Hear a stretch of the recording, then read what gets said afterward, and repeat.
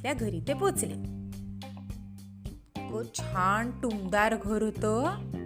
आजूबाजूला हिरवीगार शेतं, जवळूनच एक नदी वाहत होती. ते सगळं बघून तर राधा खूप खुश झाली. ए पार्थ, ए विराज, आपल्याला खूप मज्जा येणार इथे. विराज म्हणाला, हो ना, मी तुम्हाला या नदीत पोहायला शिकवीन.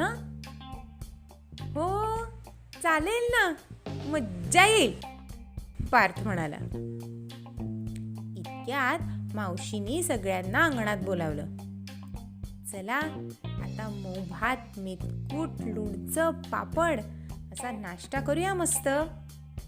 मग वेगवेगळ्या खेळांना आणि उपक्रमांना म्हणजेच ऍक्टिव्हिटीजना सुरुवात करू काय. सगळी मुलं शेणाने सारवलेल्या जमिनीवर नाश्ता करायला बसली. पहिल्या 2 दिवसातच मुलं खूप वेगवेगळ्या गोष्टी शिकली. शेणाने जमीन सारवणे, शेतीत मदत करणे, गाईचं दूध काढणे, वेगवेगळ्या रानवनस्पती ओळखणे, फुलपाखरं, पक्षी यांची गावातली नावं आणि शास्त्रीय नावं. माहितीचा जणू खजिनाच होता समोर. रात्रीची जेवण झाल्यावर सगळेजण अंगणात आले.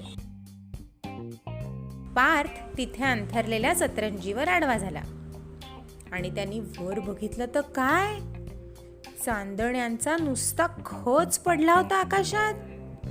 त्यांनी लगेच राधा आणि विराजला ते दाखवलं. मावशीला पण त्यांचं कुतूहल लक्षात आलं. मग मावशी आणि काका दोघांनी इतर मुलांना बोलवून ग्रह, तारे, नक्षत्र याविषयी माहिती दिली. मृग नक्षत्र, ध्रुव तारा ओळखायला शिकवलं. सगळ्या मुलांना हे आकाश निरीक्षण खूप खूप आवडलं. जशी झोपायची वेळ झाली ना, तशी राधाला आईबाबांची आठवण यायला लागली. पार्थ आणि विराजला पण येत होती, पण राधाला खूपच येत होती. पार्थ आणि विराजला ते कळलं. त्यांनी मावशीला जाऊन सांगितलं, ए मावशी, राधाला ना घरची आठवण येतेय. तिला तुझ्याजवळ झोपू दे का, म्हणजे कमी येईल आठवण, असं आम्हाला वाटतंय. त्यांचा तो समंजसपणा आणि मैत्री बघून मावशीला पण कौतुक वाटलं. फक्त जसे हे तिघं मजा करत होते ना, तशी त्यांची जरा भांडणं पण व्हायला लागली होती बरं का. म्हणजे उगीच छोटे छोटे रुसवे फुगवे. काय झालं, 24 तास एकत्र राहायची सवय कुठे होती यांना. फक्त शाळेत एकत्र असायचे ना.